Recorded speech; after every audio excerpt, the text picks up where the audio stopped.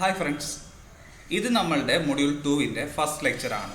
അപ്പോൾ ഇവിടെ നമ്മൾ പറയാൻ പോകുന്നത് ഡിസൈൻ തിങ്കിങ്ങിനെ കുറിച്ചിട്ടാണ്. ഡിസൈൻ തിങ്കിങ് എന്ന് പറയുമ്പോൾ നിങ്ങളൊരു പർട്ടിക്കുലർ കമ്പോണൻറ്റ് ഡിസൈൻ ചെയ്യാൻ പോകുമ്പോൾ, അതായത് ഇപ്പോൾ നിങ്ങളൊരു കാറാണ് ഡിസൈൻ ചെയ്യാൻ പോകുന്നത്. അപ്പോൾ കാറ് ഡിസൈൻ ചെയ്യാൻ പോകുമ്പോൾ കാറിൽ ഇപ്പം നമ്പർ ഓഫ് പാർട്സ് വരുന്നുണ്ട്. ഇപ്പോൾ നിങ്ങളിപ്പോൾ കാറിൻ്റെ സസ്പെൻഷൻ സിസ്റ്റമാണ് ഇപ്പോൾ ഡിസൈൻ ചെയ്തുകൊണ്ടിരിക്കുന്നത്. അപ്പോൾ ഈ സസ്പെൻഷൻ സിസ്റ്റം ഡിസൈൻ ചെയ്തുകൊണ്ടിരിക്കുമ്പം നമ്മൾ ആ സസ്പെൻഷനെ കുറിച്ച് മാത്രമല്ല ചിന്തിക്കുന്നത്, ആ സസ്പെൻഷൻ റിലേറ്റഡ് ആയിട്ടുള്ള കമ്പോണൻസും ബാക്കി കാറിൻ്റെ ഫീച്ചേഴ്സും കാര്യങ്ങളും എല്ലാം നമ്മൾ എന്ത് ചെയ്യുന്നുണ്ട്, ഡിസൈൻ ചെയ്യുന്നുണ്ട്. അതായത് നിങ്ങളിപ്പോൾ സസ്പെൻഷൻ ഡിസൈൻ ചെയ്യുമ്പം സസ്പെൻഷൻ മാത്രം നന്നായാൽ പോരാ എന്നല്ല നിങ്ങൾ ചിന്തിക്കുന്നത്. നിങ്ങളുടെ കാർ ആസ് എ ഹോൾ എന്ത് ചെയ്യണം, നല്ലൊരു ഡിസൈനായിട്ട് തീരണം. അങ്ങനെയാണ് നമ്മൾ ഡിസൈൻ ചെയ്യുന്നത്. സോ ഏതൊരു കാര്യവും നമ്മൾ ഡിസൈൻ ചെയ്യുമ്പോൾ ആ ഒരു പർട്ടിക്കുലർ കാര്യം മാത്രമല്ല, അതുമായിട്ട് അസോസിയേറ്റ് ചെയ്യുന്ന ബാക്കി എലമെൻറ്റിൻ്റെ കാര്യവും നമ്മൾ എന്ത് ചെയ്യുന്നുണ്ട്, തിങ്ക് ചെയ്യുന്നുണ്ട്. സോ അതാണ് നമ്മളുടെ ഒരു ഡിസൈൻ തിങ്കിങ്ങിൻ്റെ കൺസെപ്റ്റ് എന്ന് പറയുന്നത്. ഇനി അടുത്തെന്ന് പറയുമ്പോൾ എപ്പോഴും നമ്മൾ ഉള്ളിൽ വെച്ചേക്കേണ്ട ഒരു കാര്യം, ആസ് എ ഡിസൈനർ നമ്മൾ ഉള്ളിൽ വെച്ചേക്കേണ്ട ഒരു കാര്യം, നമ്മൾ ബിസിനസ്സിലൊക്കെ പറയത്തില്ലേ, കസ്റ്റമർ ഈസ് ദ കിങ്. ആ ഒരു കാര്യം തന്നെയാണ് നമ്മൾ എന്ത് ചെയ്യുന്നത്, നമ്മളുടെ ഡിസൈനിലും ഫോളോ ചെയ്യേണ്ട ഒരു കാര്യം. അതായത് നമ്മളിപ്പം കസ്റ്റമർ എങ്ങനെ എക്സ്പീരിയൻസ് ചെയ്യാനായിട്ട് പോകുന്നു, അതായത് നിങ്ങളൊരു പ്രൊഡക്റ്റ് ഉണ്ടാക്കി ഈ പ്രൊഡക്റ്റ് ഫൈനലി യൂസ് ചെയ്യേണ്ടത് ഒരു കസ്റ്റമറാണ്. ആ കസ്റ്റമർ ഇതിനെ എങ്ങനെ എക്സ്പീരിയൻസ് ചെയ്യാനായിട്ട് പോകുന്നു, പുള്ളിക്കാരൻ അതിൽ സാറ്റിസ്ഫൈഡ് ആയിരിക്കുമോ, അത് നമ്മൾക്ക് എന്ത് കാണണം, നമുക്ക് അതൊരു തോട്ടായിട്ട് വെച്ചിട്ട് വേണം നമ്മൾ ബാക്കി കാര്യങ്ങളെല്ലാം ഡിസൈൻ ചെയ്യാനായിട്ട്. അപ്പോൾ നമ്മൾ പ്രൈം എയിം കൊടുക്കേണ്ട ഒരു കാര്യമാണെന്ന് പറയുന്നത് നമ്മളുടെ കസ്റ്റമർ എക്സ്പീരിയൻസ് എന്ന് പറയുന്നത്. അതായത് നമ്മളുടെ customer how is going to experience that particular thing. ആ ഒരു കാര്യം കൂടെ മുന്നിൽ കണ്ടിട്ട് വേണം നമ്മളൊരു കാര്യം എന്ത് ചെയ്യാനായിട്ട്, ഡിസൈൻ ചെയ്യാനായിട്ട്. ഇപ്പോൾ എക്സാമ്പിൾ പറയുകയാണെന്നുണ്ടെങ്കിൽ ഇതിപ്പോൾ നമ്മുടെ ഒരു ഷെഫ് പുള്ളിക്കാരൻ്റെ ഒരു കസ്റ്റമറിന് വേണ്ടി ഒരു ഡിഷ് ഉണ്ടാക്കുന്നത്. പുള്ളി ഉണ്ടാക്കിയ ഒരു ഡിഷ് ഒരു കസ്റ്റമർ കഴിക്കുമ്പോഴത്തേക്കിന് പുള്ളി എന്തായിരിക്കും, ആ ഒരു ഷെഫ് എന്തായിരിക്കും ചിന്തിക്കുന്നത്, ആ ഒരു ഡിഷ് അയാളുടെ കസ്റ്റമർ കഴിക്കുമ്പം ആ ഒരു കസ്റ്റമറിന് ഒരു വാവ് ഫീലിംഗ് ഉണ്ടാവണം, ആ ഒരു കസ്റ്റമറിൻ്റെ മനസ്സും നിറയണം, വയറും നിറയണം, അല്ലേ, ഒരു ഹാപ്പിനെസ് കസ്റ്റമറിന് ഉണ്ടാവണം. അങ്ങനെ ആയിരിക്കും ഒരു ഷെഫ് ഒരു ഡിഷ് പ്രിപ്പയർ ചെയ്യുന്നത്. ആ ഒരു കോൺസെപ്റ്റിൽ തന്നെയാണ് നമ്മൾ എന്ത് ചെയ്യുന്നത്, നമ്മളും ഡിസൈൻ ചെയ്യേണ്ടത്. കാരണം നമ്മളൊരു പർട്ടിക്കുലർ തിങ് ഉണ്ടാക്കുമ്പം ഓക്കെ ഫൈനലി ഇതൊരു കസ്റ്റമർ യൂസ് ചെയ്യേണ്ടതാണ്, പുള്ളി ഇതിൽ എന്തായിരിക്കണം, ഫുള്ളി സാറ്റിസ്ഫൈഡ് ആയിരിക്കണം. ആ ഒരു തോട്ടിൽ വേണം നമ്മൾ ഓരോ കാര്യങ്ങളും ഡിസൈൻ ചെയ്യാനായിട്ട്. ഇനി അടുത്തായിട്ട് വരുന്നത് നമ്മളിപ്പം ഡിസൈൻ തിങ്കിങ്ങിൽ ശ്രദ്ധിക്കേണ്ട 3 കാര്യങ്ങളാണ്. അതായത് നമ്മൾ എന്തൊരു കാര്യവും ഡിസൈൻ ചെയ്യുമ്പം അതെന്തായിരിക്കണം, ടെക്നിക്കലി പോസിബിൾ അല്ലെങ്കിൽ ടെക്നിക്കലി ഫീസിബിൾ ആയിരിക്കണം. സോ അവിടെ ഉദ്ദേശിക്കുന്നതെന്ന് പറയുമ്പോഴത്തേക്കും ഇപ്പോൾ സപ്പോസ് ഇപ്പോൾ നമുക്കിപ്പം മീനമ്പലത്തു നിന്ന് നമ്മളുടെ കോളേജിലോട്ട് വരണം. അപ്പം മീനമ്പലത്തു നിന്ന് കോളേജിലോട്ട് വരാനായിട്ട് നമ്മളൊരു മെട്രോ സംവിധാനം ഏർപ്പെടുത്തുകയാണെന്ന് വിചാരിച്ചു. അപ്പോൾ അത് അവിടെ ഒരു നടക്കുന്ന ഒരു സംഭവമാണോ? ഒരിക്കലുമല്ല. കാരണം ആ ഒരു തിങ്ങി എന്ന് പറഞ്ഞാൽ ആ ഒരു സ്ഥലത്ത് മെട്രോ വരിക എന്ന് വെച്ച് കഴിഞ്ഞാൽ ഒരിക്കലും ടെക്നിക്കലി നടക്കുന്ന സാധനമല്ല. അതുപോലെ തന്നെ നമ്മളുടെ ഒരു ലാൻഡ്സ്കേപ്പ് നമുക്കറിയാം. കാരണം വളരെ താഴ്ചയും വളരെ പൊങ്ങിയും ഉള്ളൊരു പ്രദേശമാണ്. സോ അവിടെ ഒരു മെട്രോ ട്രാൻസ്പോർട്ട് എന്ന് പറഞ്ഞൊരു സാധനം നടക്കുന്ന കാര്യമല്ല. ഇനി അടുത്ത് രണ്ടാമത്തെ ശ്രദ്ധിക്കേണ്ട കാര്യം എക്കണോമിക്കലി വയബിൾ ആയിരിക്കണം. അപ്പോൾ വേറൊരാൾ കൊണ്ടുവന്ന ഐഡിയ ആണ്, നമുക്ക് എന്താ ഒരു ഹെലികോപ്റ്റർ മാർഗം അറേഞ്ച് ചെയ്യാം നമുക്ക് മീനമ്പലത്തു നമ്മുടെ കോളേജിലോട്ട് വരാനായിട്ട്. പക്ഷേ അത് ഒരു നല്ല ഐഡിയ ആണോ? ഒരിക്കലും അല്ല. കാരണം അത് നടക്കുന്ന ഒരു സംഭവമാണ്, പക്ഷേ അതെന്ന് പറയുന്നത് കോസ്റ്റ് എഫക്റ്റീവായിട്ടുള്ള ഒരു കാര്യമല്ല. അതെന്ന് പറയുമ്പോൾ വളരെ കോസ്റ്റ്ലി ആയിരിക്കും നമ്മളുടെ കസ്റ്റമറിന്. അതായത് ഇപ്പം ഒരു സ്റ്റുഡൻറ്റ് നമ്മളുടെ മീനമ്പലത്ത് വന്ന് നിൽക്കുകയാണ്, അവനിപ്പം കോളേജിലോട്ട് വരണം എന്നുണ്ടെങ്കിൽ ഹെലികോപ്റ്റർ എപ്പോഴും വിളിക്കാനായിട്ടുള്ള ഒരു എക്കണോമിക്കൽ ഇത് കാണില്ല. അപ്പോൾ അങ്ങനെ ഒരു കാര്യം കൂടെ നമ്മുടെ എക്കണോമിക്കലായി വയബിളായിട്ടുള്ള സൊല്യൂഷൻസും വേണം എന്ത് ചെയ്യാനായിട്ട്, നമ്മളൊരു ഡിസൈനിൽ ഇംപ്ലിമെൻറ്റ് ചെയ്യാനായിട്ട്. അടുത്ത വരുന്ന പോയിന്റാണ് ഡിസൈറബിൾ ഫോർ ദി യൂസർ. അപ്പോൾ ഡിസൈറബിൾ ഫോർ ദി യൂസർ എന്ന് പറയുമ്പോൾ യൂസറിൻ്റെ നീഡ്സ് എല്ലാം എന്ത് ചെയ്യണം, മീറ്റ് ചെയ്യുന്ന ഒരു മാർഗ്ഗമായിരിക്കും എന്ത് ചെയ്യുന്നത്, അവിടെ വരേണ്ടത്. അപ്പം അവിടെ ഇപ്പം നമുക്ക് ഏറ്റവും ബെസ്റ്റ് എന്ന് പറയുന്നത് എന്താണ്, ഒരു ഓട്ടോറിക്ഷ. അതായിരിക്കും നമുക്ക് മീനമ്പലത്തു നിന്ന് കോളേജിലോട്ട് വരാനായിട്ടുള്ള ഏറ്റവും നല്ല ട്രാൻസ്പോർട്ട് എന്ന് പറയുമ്പോഴത്തേക്കിന്. അതാകുമ്പം എപ്പോഴും അക്സസിബിൾ ആണ്. മീനമ്പലത്തു നിന്ന് എപ്പോഴും നമുക്ക് ഓട്ടോറിക്ഷ കിട്ടും. അതുപോലെ തന്നെ അത്രയ്ക്ക് പൈസയും ആവത്തില്ല.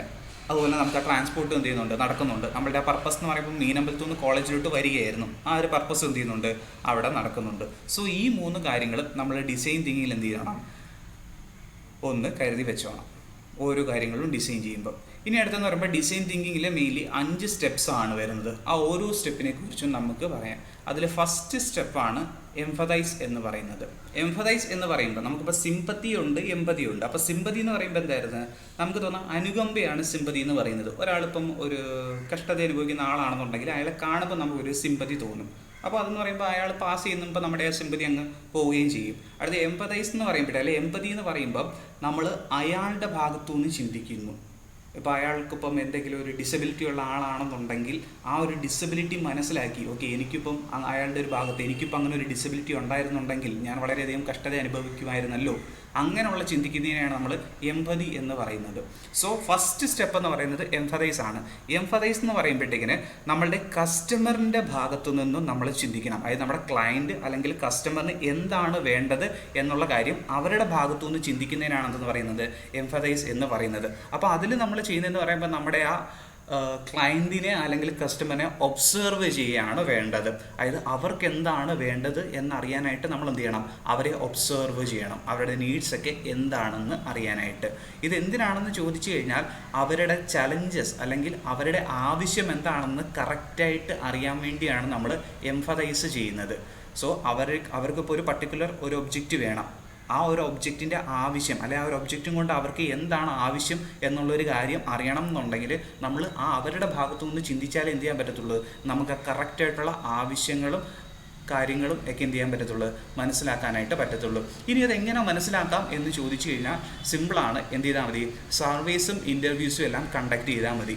ഇപ്പം നമ്മൾക്കിപ്പം ഒരാൾക്ക് എന്താണ് ആവശ്യം എന്നറിയാനായിട്ട് അവരോട് എന്ത് ചെയ്യുക, നമ്മൾ ചോദിക്കുക. അവരോടല്ല ഒന്നെങ്കിൽ നമുക്ക് സർവേസ് കണ്ടക്ട് ചെയ്യാം, അല്ലെന്നുണ്ടെങ്കിൽ എന്ത് ചെയ്യാം, ഇൻ്റർവ്യൂ ചെയ്യാം. അങ്ങനെ ചോദിക്കുന്ന വഴിയാണ് നമ്മൾ എന്ത് ചെയ്യുന്നത്, ഓരോ കാര്യങ്ങൾ അറിയുന്നത്. അപ്പോൾ ഡിസൈൻ തിങ്കിങ്ങിലെ ഫസ്റ്റ് സ്റ്റെപ്പ് എന്ന് പറയുന്നത് എന്തായിരുന്നു, എംഫതൈസ് ആയിരുന്നു. അപ്പോൾ എംഫതൈസ് എന്ന് പറയുമ്പോഴത്തേക്കിന് നമ്മുടെ കസ്റ്റമറിന് എന്താണ് വേണ്ടത് എന്നറിയാൻ ശ്രമിക്കുന്ന സ്റ്റെപ്പാണെന്ന് പറയുന്നത് എംഫതൈസ് എന്ന് പറയുന്നത്. അപ്പോൾ അവിടെ നമ്മൾ ചെയ്യുന്നതെന്ന് പറയുമ്പോഴത്തേക്കിന് നമ്മളുടെ ആ കസ്റ്റമറിനെ നമ്മൾ എന്ത് ചെയ്യും, ഒബ്സർവ് ചെയ്യുകയാണ് ചെയ്യുന്നത്. അപ്പോൾ അങ്ങനെ ഒബ്സർവ് ചെയ്യുന്നതിൻ്റെ ഫലമായിട്ട് നമുക്ക് എന്ത് ചെയ്യാനായിട്ട് പറ്റുന്നുണ്ട്, അവരുടെ കാര്യങ്ങളും ആവശ്യങ്ങളും ഒക്കെ നമുക്ക് അറിയാനായിട്ട് പറ്റും. അപ്പോൾ ഒബ്സർവ് ചെയ്യുന്നതെന്ന് പറയുമ്പോൾ ഉദ്ദേശിക്കുന്നത് സർവീസ് കണ്ടക്ട് ചെയ്യുകയും അതുപോലെ എന്താണ് ഇൻ്റർവ്യൂസ് നടത്തുകയും അങ്ങനെയൊക്കെ ചെയ്യുമ്പോഴാണ് അവർക്ക് എന്താണ് വേണ്ടതെന്നുള്ളൊരു കറക്റ്റായിട്ടുള്ള ഐഡിയ നമുക്ക് കിട്ടുന്നത്.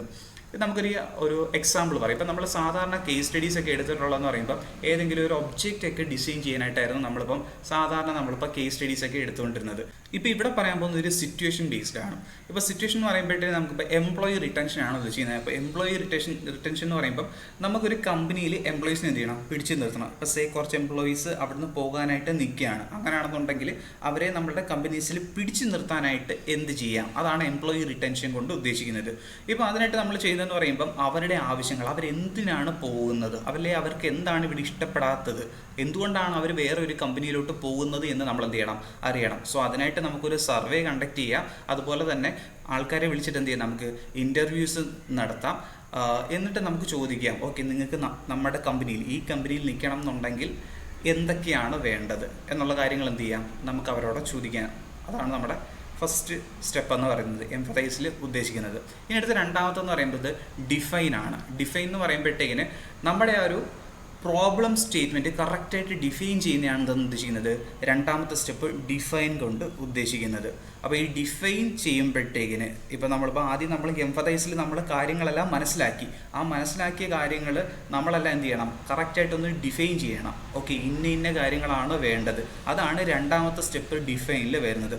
സോ ഈ ഒരു ഡിഫൈൻ സ്റ്റെപ്പ് കഴിയുമ്പോഴത്തേക്കിന് നമ്മളുടെ പ്രോബ്ലത്തിനെ കറക്റ്റായിട്ട് നമ്മൾ ഡിഫൈൻ ചെയ്യാനായിട്ട് പറ്റും. ഓക്കെ കസ്റ്റമറിന് ഇന്ന ആവശ്യങ്ങൾ വേണം, ഇന്ന ആവശ്യങ്ങൾ വേണ്ട എന്നുള്ളത് കറക്റ്റായിട്ട് നമ്മൾ എന്ത് ചെയ്യും, ഈ രണ്ടാമത്തെ സ്റ്റെപ്പിൽ വരും. ഇതിപ്പോൾ നമ്മൾ ഈ ചന്ദ്രൻപിള്ള ഒരു കാര്യത്തിനെക്കുറിച്ച് ഡിഫൈൻ ചെയ്യുന്നതാണ് ഇവിടെ പറഞ്ഞേക്കുന്നത്. ഇപ്പോൾ ആദ്യം പുള്ളി ചെയ്ത് എന്തായിരുന്നു, പുള്ളി ആദ്യം നമ്മളുടെ കസ്റ്റമറിൻ്റെ ഇൻ്റർവ്യൂവും കാര്യങ്ങളും എല്ലാം നടത്തിയിട്ട് പുള്ളി അവർക്ക് എന്താണ് വേണ്ടതെന്ന് ആദ്യം മനസ്സിലാക്കി. അടുത്ത രണ്ടാമത്തെ പുള്ളി ചെയ്യുന്നതെന്ന് പറയുമ്പോൾ ഇവിടെ പ്രോബ്ലം സ്റ്റേറ്റ്മെൻ്റ് ആണ് നടത്തുന്നത്, ഡിഫൈൻ ചെയ്യുകയാണ്.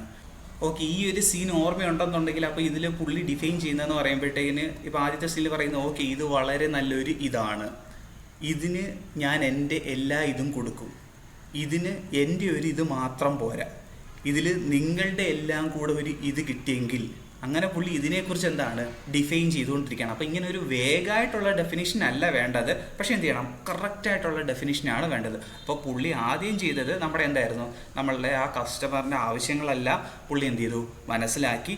അതിനുശേഷം പുള്ളി അതെന്ത് ചെയ്തു, കറക്റ്റായിട്ട് എന്ത് ചെയ്യാണ്, ഡിഫൈൻ ചെയ്യുകയാണ്. ഇപ്പോൾ നിങ്ങൾ ഈ സീനുമായിട്ട് ഓർക്കണ്ട, പുള്ളി എന്താണ് കറക്റ്റായിട്ട് ഡിഫൈൻ ചെയ്യുന്നതായിട്ട് ഓർത്തിരുന്നാൽ മതി. ഇനി അടുത്തെന്ന് പറയുമ്പോഴത്തേക്കിന് എങ്ങനെയാണെന്ന് ചോദിച്ചു കഴിഞ്ഞാൽ, അതിപ്പോൾ നമ്മളിപ്പോൾ ആദ്യം പറഞ്ഞത് എന്തിനാണെന്ന് ചോദിച്ചു കഴിഞ്ഞാൽ, നമ്മളൊരു ഡിസൈൻ ചെയ്യുമ്പോൾ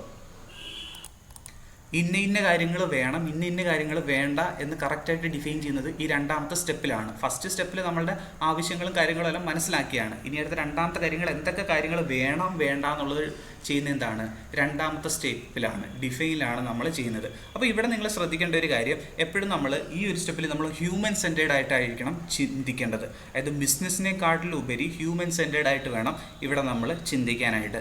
ഇപ്പോൾ എക്സാമ്പിൾ പറയുകയാണെന്നുണ്ടെങ്കിൽ, ഇപ്പോൾ എക്സാമ്പിളായിട്ട് ഇപ്പം നമ്മൾ ആ റിട്ടൻഷൻ്റെ കേസിന് എടുക്കുക. ഇപ്പോൾ റിട്ടൻഷൻ്റെ കേസിൽ ഇപ്പം എംപ്ലോയി ചിന്തിക്കുകയാണ്. ഓക്കെ, എംപ്ലോയി ചിന്തിക്കുന്നതെന്ന് പറയുമ്പോഴത്തേക്കിന് എൻ്റെ എംപ്ലോയീസ് ഹെൽത്തി ആൻഡ് ഹാപ്പി ആയിരിക്കണം എന്നാണ് എന്ത് ചെയ്യുന്നത്, ആ ഒരു കമ്പനിയുടെ മുതലാളി ചിന്തിക്കുന്നത് ആണല്ലോ. അപ്പോൾ അങ്ങനെ ചിന്തിക്കുകയാണെന്നുണ്ടെങ്കിൽ ഓക്കെ, അതൊരു നല്ല ഹ്യൂമൻ സെൻറ്റേഡ് ആയിട്ട് ഒരു മാനുഷികമായിട്ട് പുള്ളി ചിന്തിക്കുകയാണ്. ഇനി അടുത്ത പുള്ളി ചിന്തിക്കുന്നത് ഓക്കെ, എൻ്റെ എംപ്ലോയീസ് ഹെൽത്തി ആൻഡ് ഹാപ്പി ആയിരിക്കണം, എന്നാൽ മാത്രമേ അവർക്ക് ഇവിടെ വന്ന് വർക്ക് ചെയ്യാനായിട്ട് പറ്റത്തുള്ളൂ. അങ്ങനെയും വേണം എന്നുണ്ടെങ്കിൽ പുള്ളി ചിന്തിക്കുക. പക്ഷെ അങ്ങനെ ചിന്തിക്കുന്നത് പുള്ളി എന്താണ്, ഒരു ബിസിനസ് വ്യൂ പോയിന്റിലാണ് പുള്ളി ചിന്തിക്കുന്നത്. അങ്ങനെ ഉള്ളൊരു ചിന്ത അല്ല നമുക്ക് ഈ ഒരു കേസിൽ നമുക്ക് വേണ്ടത്. നമ്മളെപ്പോഴും മാനുഷികമായിട്ട് അല്ലെങ്കിൽ ഹ്യൂമൻ സെൻറ്റേഡ് ആയിട്ട് വേണം ഈ ഒരു സമയത്ത് നമ്മൾ ചിന്തിക്കാനായിട്ട്. എന്നാൽ മാത്രമേ നമുക്ക് കറക്റ്റായിട്ട് ഉള്ള കാര്യങ്ങൾ നമുക്ക് ലിസ്റ്റ് ചെയ്തിട്ട് നിങ്ങളുടെ ഡിസൈനിൽ വേണ്ട കാര്യങ്ങൾ കറക്റ്റായിട്ട് നമുക്ക് ലിസ്റ്റ് ചെയ്യാനായിട്ട് പറ്റത്തുള്ളൂ. അല്ല ബിസിനസ് റിലേറ്റഡ് ആയിട്ട് നിങ്ങൾ ഈ സമയത്ത് ചിന്തിക്കുകയാണെന്നുണ്ടെങ്കിൽ നിങ്ങളുടെ കസ്റ്റമറിൻ്റെ ആവശ്യങ്ങളിൽ നിന്ന് നമ്മൾ എന്ത് ചെയ്യും, വ്യതിചലിച്ചു പോകും. ഇപ്പോൾ ചിലപ്പോൾ നമ്മൾ ചില കാര്യങ്ങൾ ചെയ്ത് കഴിഞ്ഞാൽ നമ്മളുടെ ആ ഒരു കുറച്ച് ലാഭം ഉണ്ടാവുമെന്ന് വിചാരിച്ചു, പക്ഷേ ആ ഒരു ലാഭം നമ്മളുടെ കസ്റ്റമർ എന്ത് കൊടുക്കത്തില്ല, സാറ്റിസ്ഫാക്ഷൻ കൊടുത്തു എന്ന് വരത്തില്ല. സോ നമ്മൾ ചിന്തിക്കേണ്ടതെന്ന് പറയുമ്പോൾ ഒരു ഹ്യൂമൻ സെൻറ്റേഡ് ആയിട്ട് വേണം എന്ത് ചെയ്യാനായിട്ട്, കാര്യങ്ങൾ ചിന്തിക്കാനായിട്ട്. ഇനി അടുത്ത വരുന്നതാണ് ഐഡിയേറ്റ് എന്ന് പറയുമ്പോൾ ഇപ്പം നമ്മളുടെ കയ്യിൽ കാര്യങ്ങളുണ്ട്, അത് എന്തൊക്കെയാണ് വേണ്ടതെന്നുണ്ട്. ഇനി ആ വേണ്ട കാര്യങ്ങൾക്ക് ഐഡിയാസ് കണ്ടെത്തുകയാണ് എന്ത് ചെയ്യേണ്ടത്, ഐഡിയേറ്റിൽ ഉദ്ദേശിക്കുന്നത്. അപ്പോൾ എന്തൊക്കെ ഐഡിയാസ് കണ്ടെത്താൻ പറ്റുമോ അന്ത ഐഡിയാസ് എല്ലാം എന്ത് ചെയ്യണം, നമ്മൾ ഈ ഒരു സ്റ്റെപ്പിൽ കണ്ടെത്തണം. അപ്പോൾ ഇവിടെ എന്ന് പറയുമ്പോൾ തിങ്കിങ് ഔട്ട്സൈഡ് ദ ബോക്സ് ആണ്. ഇപ്പോൾ തിങ്കിങ് ഔട്ട്സൈഡ് ദ ബോക്സ് എന്ന് പറയുമ്പോൾ എന്ത് തിങ്കിങ് ആയിരുന്നു, ഡൈവേർജൻ തിങ്കിങ് ആയിരുന്നു. നമ്മൾ മൊഡ്യൂൾ 1 പറഞ്ഞതായിരുന്നു ഡൈവേർജൻ തിങ്കിങ്. അപ്പോൾ ഡൈവേർജൻ തിങ്കിങ് വഴി ഉള്ള ഐഡിയാസ് എല്ലാം നമ്മൾ എന്ത് ചെയ്യണം, കളക്ട് ചെയ്യണം. ഇപ്പോൾ ഈ ഒരു സമയത്ത് നമ്മളൊരു ക്വാളിറ്റി ഓഫ് ഐഡിയാസ് നോക്കണ്ട, ക്വാണ്ടിറ്റി ഓഫ് ഐഡിയാസ്, എത്രമാത്രം ഐഡിയാസ് കളക്ട് ചെയ്യാൻ പറ്റുമോ അത്രത്തോളം ഐഡിയാസ് എന്ത് ചെയ്യുക, കളക്ട് ചെയ്യുക. അപ്പോൾ ആ ഐഡിയാസ് കളക്ട് ചെയ്യാനായിട്ട് നമുക്ക് എന്ത് ചെയ്യാം, ബ്രെയിൻ സ്റ്റോമിങ്ങും റിവേഴ്സ് തിങ്കിങ്ങും ഒക്കെ നടത്തിയാൽ മതി. ഇതിനെക്കുറിച്ച് നമ്മൾ ഡീറ്റെയിൽ ആയിട്ട് മൊഡ്യൂൾ 1 പറഞ്ഞിട്ടുള്ളതായിരുന്നു. സോ ആ ബ്രെയിൻ സ്റ്റോമിങ്ങും റിവേഴ്സ് തിങ്കിങ്ങും ഒക്കെ നടത്തുന്ന വഴി നമ്മൾക്ക് വേണ്ട ഐഡിയാസ് നമുക്ക് എന്ത് ചെയ്യാൻ പറ്റും, സോർട്ട് ഔട്ട് ചെയ്യാനായിട്ട് പറ്റും. സോ ഇപ്പം നമ്മളുടെ ആ എംപ്ലോയി റീറ്റൻഷനെ കുറിച്ച് ഉള്ള എക്സാമ്പിൾ പറയുകയാണെന്നുണ്ടെങ്കിൽ ഫസ്റ്റിലെ നമ്മൾ എംഫസൈസ് ചെയ്ത് സർവേസും കാര്യങ്ങളൊക്കെ നടത്തിയിട്ട് അവരുടെ എംപ്ലോയീസിൻ്റെ പ്രോബ്ലംസ് എന്താണെന്ന് നമ്മൾ മനസ്സിലാക്കി. അടുത്ത രണ്ടാമത്തെ കേസിൽ നമ്മളൊരു ഹ്യൂമൻ സെൻറ്റേർഡായിട്ട് ചിന്തിച്ചിട്ട് അവരുടെ കാര്യങ്ങളെല്ലാം നമ്മൾ ലിസ്റ്റ് ചെയ്തിട്ടുണ്ടായിരുന്നു. അടുത്ത മൂന്നാമത്തെ കേസിലെന്ന് പറയുമ്പം അവരുടെ ആ റീറ്റൻഷന് വേണ്ടി അല്ലെങ്കിൽ അവരുടെ ആ കൊഴിഞ്ഞുപോക്ക് ഒഴിവാക്കുന്നതിന് വേണ്ടി എന്തൊക്കെ കാര്യങ്ങൾ ഇംപ്ലിമെൻറ്റ് ചെയ്യാം എന്നുള്ള ഐഡിയാസ് ആണ് എന്ത് ചെയ്യുന്നത്, നമ്മൾ മൂന്നാമത്തെ സ്റ്റെപ്പിൽ നമ്മൾ ഉണ്ടാക്കുന്നത്. അപ്പോൾ രണ്ടാമത്തെ സ്റ്റെപ്പ് ആയപ്പോഴത്തേക്കിനും അവരുടെ കാര്യങ്ങളെല്ലാം നമ്മൾ എന്ത് ചെയ്തു, മനസ്സിലാക്കി. അവരെന്തുകൊണ്ടാണ് ഈ കമ്പനിയിൽ നിന്ന് പോകുന്നത്, അല്ലെ അവരെ നിലനിർത്താൻ വേണ്ടി എന്തൊക്കെ ചെയ്യണം എന്നുള്ള കാര്യങ്ങളെല്ലാം നമ്മൾ എന്ത് ചെയ്തു, ആ ഒരു ഒബ്ജക്റ്റീവ്സും കാര്യങ്ങളെല്ലാം നമ്മൾ 2 സ്റ്റെപ്പിൽ നിന്ന് മനസ്സിലാക്കി. ഇനി അടുത്ത മൂന്നാമത്തെ സ്റ്റെപ്പിൽ നമ്മൾ ചെയ്യുന്നത് ഓക്കെ, അവരെ നിലനിർത്താനായിട്ട് എന്തൊക്കെ ചെയ്യാം, എന്തൊക്കെ മെത്തേഡ്സ് നമുക്ക് നമ്മളുടെ കമ്പനിയിൽ ഇംപ്ലിമെൻറ്റ് ചെയ്യാം എന്നുള്ള കാര്യമാണ് നമ്മൾ എന്ത് ചെയ്യുന്നത്, ഐഡിയേറ്റിൽ ഉദ്ദേശിക്കുന്നത്. അപ്പോൾ അതിനുവേണ്ടി നമ്മൾ അവിടുത്തെ നമ്മളുടെ കമ്പനിയുടെ സ്റ്റേക്ക് ഹോൾഡേഴ്സുമായിട്ടൊക്കെ എന്ത് ചെയ്യും, ചർച്ചകളും കാര്യങ്ങളൊക്കെ നടത്തും. അടുത്ത 4ാമത്തെ സ്റ്റെപ്പാണ് പ്രോട്ടോടൈപ്പ് എന്ന് പറയുന്നത്. അപ്പോൾ പ്രോട്ടോടൈപ്പിൽ ഉദ്ദേശിക്കുന്നത് നിങ്ങൾ ഉണ്ടാക്കാൻ പോകുന്ന അല്ലെങ്കിൽ നിങ്ങളുടെ ഡിസൈൻ്റെ ഒരു മിനിയേച്ചർ വെർഷൻ നമ്മൾ എന്ത് ചെയ്യും, ആദ്യം ഉണ്ടാക്കും. കാരണം ഇത് ടെസ്റ്റ് ചെയ്തിട്ട് ഇത് സക്സസ് ആണെന്നുണ്ടെങ്കിൽ മാത്രമേ എന്ത് ചെയ്തുള്ളൂ, നമ്മളുടെ ആ വലിയ വെർഷൻ ഒബ്ജക്റ്റ് നമ്മൾ എന്ത് ചെയ്തുള്ളൂ, ഉണ്ടാക്കത്തുള്ളൂ. ഇപ്പോൾ നമ്മൾ കാർ ഡിസൈൻ ചെയ്യുമ്പം നമ്മൾ ആ വലിയ കാറല്ല ആദ്യം ഉണ്ടാക്കുന്നത്, നമ്മൾ ആ കാറിൻ്റെ എന്ത് ചെയ്യും, ഒരു മിനിയേച്ചർ ഡിസൈൻ ഉണ്ടാക്കിയിട്ട് അതിനെ ടെസ്റ്റ് ചെയ്തിട്ടാണ് എന്ത് ചെയ്യുന്നത്, നമ്മൾ ഫൈനലി ഉള്ള കാറിലോട്ട് നമ്മൾ വരുന്നത്. അപ്പോൾ നമ്മൾ ചെയ്യുന്നത് ഒരു പ്രോട്ടോടൈപ്പ് ഉണ്ടാക്കുകയാണ് ഇവിടെ ചെയ്യുന്നത്. അടുത്ത് എന്തിനാണ് ഈ പ്രോട്ടോടൈപ്പ് ഉണ്ടാക്കുന്നതെന്ന് വെച്ച് കഴിഞ്ഞാൽ ടെസ്റ്റ് ചെയ്യാൻ വേണ്ടിയാണ് നമ്മൾ എന്ത് ചെയ്യുന്നത്, പ്രോട്ടോടൈപ്പ് നമ്മൾ ഡിസൈൻ ചെയ്യുന്നത്. അതായത് നമ്മുടെ ഒരു യൂസറിൻ്റെ ആവശ്യം കാണുമല്ലോ, അപ്പോൾ ആ ആവശ്യങ്ങളെല്ലാം നിറവേറ്റാനായിട്ട് ഈ ഒരു പ്രോട്ടോടൈപ്പിന് സാധിക്കുന്നുണ്ടോ എന്ന് നമ്മൾ ടെസ്റ്റ് ചെയ്യും. അങ്ങനെ ആ പ്രോട്ടോടൈപ്പിന് സാധിക്കുന്നുണ്ടെങ്കിൽ നമ്മുടെ ഫൈനൽ ഒബ്ജക്റ്റിന് എന്ത് ചെയ്യാൻ പറ്റും, ഇത് സാധിക്കും. അപ്പോൾ പ്രോട്ടോടൈപ്പ് സക്സസ് ആണെന്നുണ്ടെങ്കിൽ മാത്രമേ നമ്മൾ എന്ത് ചെയ്യത്തുള്ളൂ, അതിൻ്റെ ഒരു വലിയ മോഡൽ, ഒരു ബിഗ് മോഡൽ നമ്മൾ ക്രിയേറ്റ് ചെയ്യത്തുള്ളൂ. അപ്പോൾ ഇതെന്ന് പറയുമ്പോൾ ഒരു ചെറിയ മോഡലായിട്ടുള്ള പേപ്പർ മോഡൽസോ അല്ലെന്നുണ്ടെങ്കിൽ നമ്മളുടെ കമ്പ്യൂട്ടറിൽ അനാലിസിസ് ആയിട്ട് ഡിജിറ്റൽ പ്രോട്ടോടൈപ്സോ കാര്യങ്ങളൊക്കെ ആയിരിക്കും എന്ത് ചെയ്യുന്നത്, പ്രോട്ടോടൈപ്സിൽ നമ്മൾ ഉണ്ടാക്കുന്നത്. ഇനി നമ്മളുടെ എക്സാമ്പിൾ പറയുകയാണെന്നുണ്ടെങ്കിൽ നമ്മൾ മറ്റേ എംപ്ലോയി റിട്ടൻഷനല്ലേ പറഞ്ഞുകൊണ്ടിരിക്കുന്നത്. അപ്പോൾ എംപ്ലോയി റിട്ടൻഷൻ പറഞ്ഞുകൊണ്ടിരിക്കുകയാണെന്നുണ്ടെങ്കിൽ നമ്മൾ ഐഡിയാസ് വരെ, അപ്പോൾ ഐഡിയാസിൽ വന്ന ഒരു ഐഡിയ ആണ് ഓക്കെ നമ്മുടെ എംപ്ലോയീസിനെല്ലാം ഒരു യോഗ ക്ലാസ് അറേഞ്ച് ചെയ്യാം. സോ ആ ഒരു യോഗ ക്ലാസ് അറേഞ്ച് ചെയ്യാനായിട്ട് നമ്മുടെ കമ്പനിയിൽ എന്ത് ചെയ്തു, നമ്മളൊരു ഹാൾ അറേഞ്ച് ചെയ്തു. ആ ഒരു ഹാളിൽ മാറ്റ്സും അതുപോലെ തന്നെ ബോട്ടിൽസും അതുപോലെ തന്നെ ഒരു ആംബിയൻസും നമ്മൾ ക്രിയേറ്റ് ചെയ്തു. അങ്ങനെ നമ്മൾ നമ്മുടെ എംപ്ലോയി റിട്ടൻഷന് വേണ്ടി എംപ്ലോയീസിന് ഒരു മാനസികമായിട്ടൊരു സന്തോഷം ഉണ്ടാവാൻ വേണ്ടി നമ്മളൊരു യോഗ ക്ലാസ് റൂം എന്ത് ചെയ്തു, അവർക്ക് അറേഞ്ച് ചെയ്ത് കൊടുത്തു. ഇനി എന്ത് ചെയ്യണം, ടെസ്റ്റ് ചെയ്യണം. അപ്പോൾ ടെസ്റ്റ് ചെയ്യാനായിട്ട് എന്താണ്, അവരെ ഈ യോഗ ക്ലാസ്സിനകത്തോട്ട് കയറ്റുകയാണ് ചെയ്യേണ്ടത്.